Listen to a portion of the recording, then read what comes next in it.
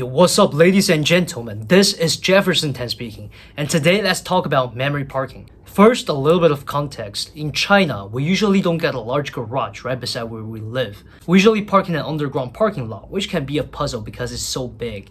And memory parking from Xpeng is basically to get my P7 familiar with the route in the parking lot through a short training done by myself, so it can drive itself into my parking spot up to 1 kilometer. So it just sounds like a little bit of auto driving plus auto parking, right? What values are it bringing to us? And regarding that, I'm gonna share my own opinions in a bit after we watch my experience with the memory parking right now. And before we start using the memory parking, we first gotta go through a short tutorial. Typical Xpeng style, they try to educate the driver well before they actually start using the feature, which is respectful. Okay, let's get started. First, let's turn on the switch for the memory parking, and then let's start driving. 跟我一起来解锁记忆泊车吧，好吗？确认注意事项后再点击开始。我从这里开始学习了，请开往你的车位并泊入。 It's getting hype. I'm excited. No, it knows the start of the route. Okay, it's seeing all these cars around me. That's cool. Doing a turn here. Yes. Okay, seems like it's reacting really fast. Very responsive. Very responsive. Okay, there are two sharp turns here. I think this is very challenging. Let's see if it can handle it very well. Okay. Let's see if it'll remember that. Oh, that's pretty interesting. 慢一点，太快我学不会。 Oh, it's asking me to drive slower. Too fast to learn. Okay. Look at all these cars around me.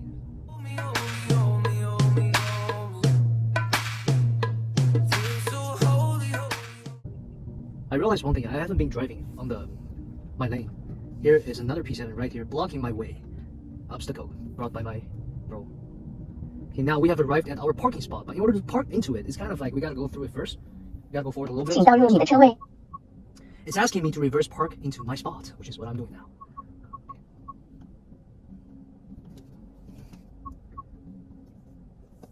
如果已泊入你的车位，请点击完成。 So we finished the manual process, and it's 我学会了，点击马上试试，按照指引使用记忆泊车吧。 300 meters, and it's asking me to try it now. Okay. We're at the beginning spot of the memory parking now. 请开往路线学习起点，记忆泊车可用了，请点击开始。松开刹车，我们就出发啦。 Okay, I think it's completely following the route I took, ignoring the lines in the middle, because I actually. 前方即将右转。 It's turning right here. Oh, that's a very slow turn. That's a very slow turn. Okay. I think that's exactly how I drove for the first time, except 前方路口，请注意穿行车辆。 it knows that there's a cross here, so it's asking me to pay attention. Oh, there's a.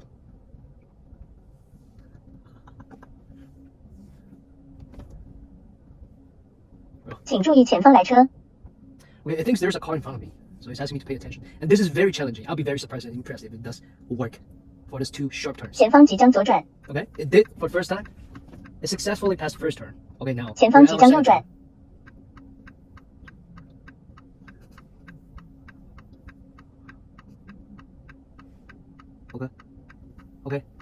Okay, I think it overcomes the first big challenge. Except it's not driving in the middle of the road like I did. It's even seeing the walls. You guys see this little map here? And you can see how many people we have avoided and how many cars we have avoided. Now we're at the cross, so it's actively slowing down. Okay, great. It's not that slow, which is good. I don't want to be too conservative. 前方即将右转。 Okay, it knows to do a right turn here.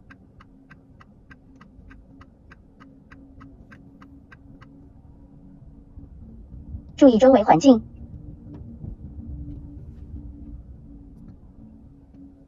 Okay. This is not.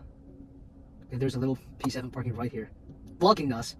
Good thing that we completely ignored it. Oh, it saw something and did a sudden brake, but then it realized it's nothing, just another P7. So it started driving again. Okay. We are 3 steps away from our destination. 即将到达你的车位。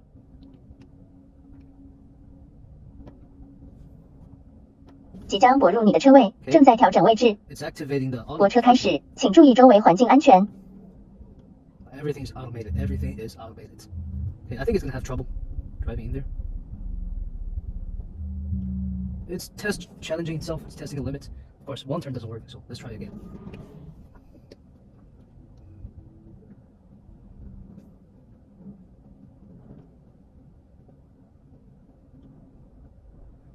泊车已完成。 Bam! First time memory parking works, although it takes 3 times longer than I usually do, but it works. Okay, now we're back here. I don't know how you guys felt about that experience, but it was interesting to me. Everything works pretty well, except it was just going a bit way too slow. So the people behind me are honking. Maybe it's their beta version, so like they don't want to be too aggressive. Also, I think it's kind of like a pity that there weren't that many people, weren't that many traffic in the parking lot, because I know that this P7 can handle those things very well while doing the memory parking. And now let's talk about my opinion on this memory parking thing. Since the old time when auto parking just became a thing, people have been arguing whether it is useful. And many people claim they'd rather just park by themselves. And as the auto driving competitions between Tesla, Xpeng, and NIO going on from highway to city roads in China, it's clear to see that these companies, they're just breaking the auto driving experience into different modules, and auto parking is just a piece of it. I mean, you don't want your car to be able to drive itself on the highway and city roads, yet you have to interrupt to park by yourself, right? Not the biggest deal, just some type of imperfection.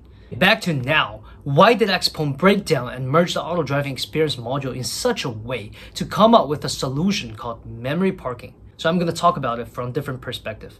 First, from the company's strategy perspective, the parking lot has a rather low risk compared to how much uncertainty there is by executing auto driving on the hectic Chinese roads right away. Less traffic and you're forced to drive slowly anyway, so it's a wonderful testing place. Second is for the market. Xpeng wouldn't like to lose the momentum it generated from all the achievements, including the release of their P5 recently. Therefore, before the city auto driving goes in production, the memory parking can hype up the market and the capitals. So it's a wonderful job they did in their midterm test. Lastly, to us customers, although the experiences are very conservative, but the fact that it handles everything perfectly means it does bring somewhat practical values to me. I mean, I use Xpeng auto parking a lot, and it felt definitely safer than me parking by myself with a ridiculous amount of sensors around the car and the strong computing powers. For memory parking, at least in terms of safety, I feel the same. Also, the text implemented in the memory parking can form the foundation and prerequisites for auto driving city roads. And with the performance proven here, it's granting us more confidence to customers for future Xpeng OTAs. And if you guys have watched my car review videos last year in July regarding my beautiful P7, you might remember how I talked about what I picture memory parking in the future would be like. Beside what Xpeng has accomplished today, next step will be I arrive at the entry of the parking lot. Let the car go to the spot by itself while I take the elevator up to my home directly. Also, memories between Xpeng cars should be able to get shared, meaning if there are enough P7 parked in the parking lot of a mall, when I go there, I can just make my P7 find the parking spots by itself according to those memories shared by other people while I go shopping.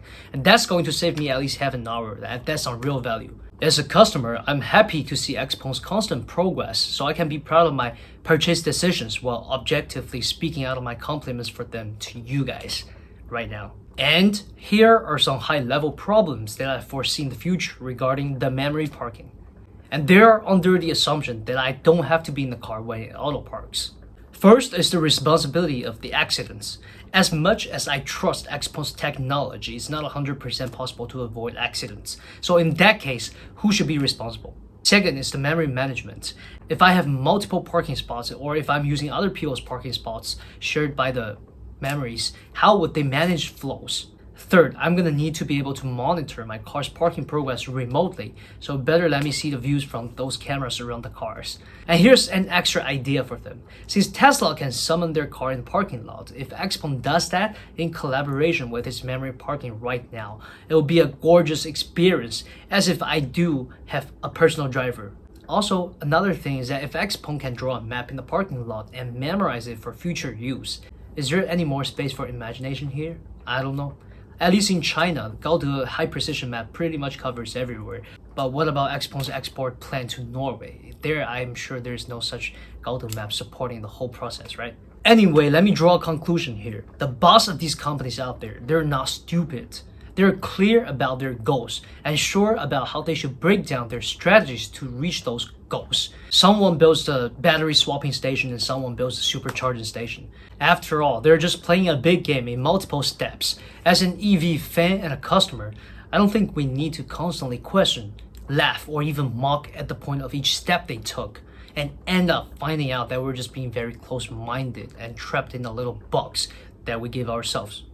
So look far, look wide, and peace